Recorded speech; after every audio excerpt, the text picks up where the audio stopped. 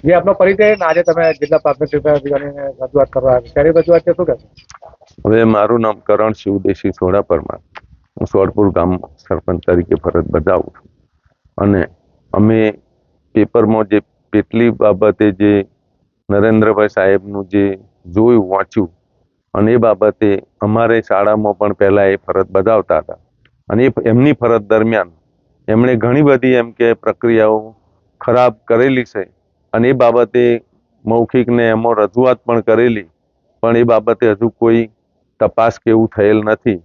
અને એમના સમય દરમિયાન ઘણા દાતાઓએ દાન પેટે પણ રકમ આપેલી અને એ દાન પેટે આપેલી રકમમાં એમણે અમારે ત્યાં આગળ એટીવીટીમાં બનાવેલો શેડ એમણે એટીવીટીની તકતી તોડી નાખીને દાતાઓનો નામ ત્યાં આગળ એમણે દાતાઓની તકતી મારી દીધેલી છે.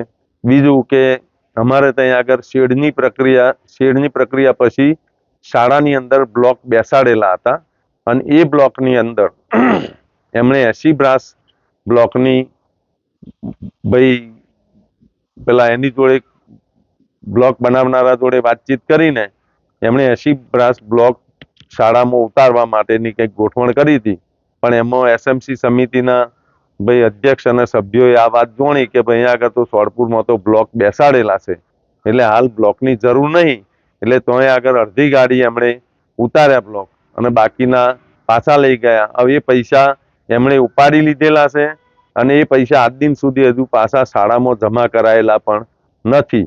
તે બાબતે પણ જો યોગ્ય તપાસ કરવામાં આવે તો ઘણું બધું પોલ ખુલે એમ છે. અમારી અંદર શાળાની અંદર સરકાર તરફથી બનાવેલા ઓરડાઓ એના બબે એમ કે દ્વાર બેસાડેલો હતો, બબે બારણો બેસાડેલો હતો, પણ હાલની પોઝિશનમાં એમની હયાતી દરમિયાન એ રૂમના એક બારણું તોડી નાખીને એમણે એને ચણીને બંધ કરી દીધેલું છે અને રૂમની અંદર એક જ બારણું અત્યારે ચાલુ છે. એમણે બીજી બધી ઘણી બધી એમ કે ભાઈ અમારે તો શિક્ષિકાઓમાં પણ એમ કે એક શિક્ષિકા બેન એમના ત્રાસથી કંટાળીને અહીંથી બદલી કરાવીને ગતો રહેલો અને ત્યાંથી ફરી આ સાહેબની બદલી નરેન્દ્રભાઈની બદલી બીજે થતો એ પાછો પણ એમ કે અમારી શાળામાં હાલ આવી ગયેલો છે. એમ કે આવું ઘણું બધું એમ કે એમના સમય દરમિયાન ઘણા બધા શિક્ષકો ઉપર, બહેનો ઉપર, બધા ઉપર ઘણો ત્રાસ ગુજારેલો છે અને એ બાબતે એમને લિખિતમાં અને મૌખિકમાં બધી રજૂઆતો કરેલી, પણ એમ કે એની આજ દિન સુધી કોઈ તપાસ થયેલી નહીં. તો એ બાબતે યોગ્ય ઘટતું કરી જો તપાસ કરવામાં આવે તો એમનું ઘણું બધું એમ કે ભાઈ કરેલું ખોટું આચરણ એ બહાર નીકળે એવી પોઝિશન છે. તેની યોગ્ય તપાસ થાય એવી અમારી વિનંતી છે. જી સર, આપનો પરિચય અને જે આ કેટલી પાસે શાળાની અંદર જે શિક્ષકોનો આચાર્યનો વિવાદ થયો શું છે વિગત રાખીને આપના દ્વારા શું કાર્યવાહી કરવાની? પેટલી શાળામાં આચાર્ય અને શિક્ષકો વચ્ચે જે વિવાદ ચાલી રહ્યો છે એની માહિતી અમને વર્તમાનપત્ર અને સોશિયલ મીડિયા દ્વારા મળી છે. અમે ગઈકાલે 7 વ્યક્તિઓની ટીમ બનાવી છે, જેમાં ડેપ્યુટી ડીપીઓ, 2 ટીપીઓ, સીઆરસી અને બીઆરપી મળીને 7 વ્યક્તિની ટીમને અમે શાળામાં મોકલી છે. ગઈકાલે પણ સ્કૂલમાં આચાર્ય ઉપરાંત તમામ શિક્ષકોની તપાસ પ્રક્રિયા આરંભ કરી દેવામાં આવી છે. જે તપાસ પ્રક્રિયામાં કેટલીક બાબતો ખૂટતી હતી એના માટે આજે ફરીથી પણ ટીમ શાળામાં મોકલવામાં આવી છે. ખાતાકીય તપાસ હજુ સુધી પૂર્ણ નથી થઈ, કારણ એ વખતે લગભગ એક સાથે 5 શિક્ષકની આપણે બદલી કરી હતી, એટલે સ્ટાફ પૂરતો ઓછો હોવાને કારણે પ્રક્રિયા ચાલુ છે. ટૂંક સમયમાં પ્રક્રિયા પૂર્ણ થઈ જશે.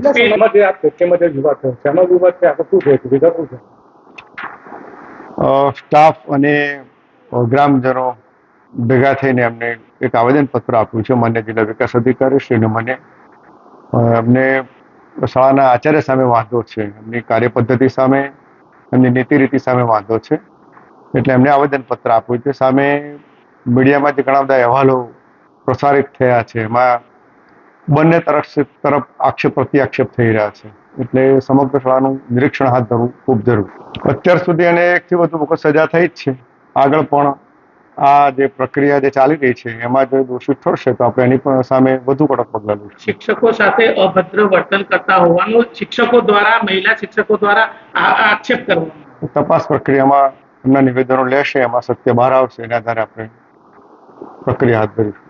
My school is one such future-ready school, where I understand each and every concept taught in the class and don't rote learn, where teachers don't just use books and blackboard to teach, but use new ways of teaching and learning, like audiovisual learning, activity-based learning, and group activities, which enhances my conceptual understanding. My school also teaches coding, which is an important 21st century skill.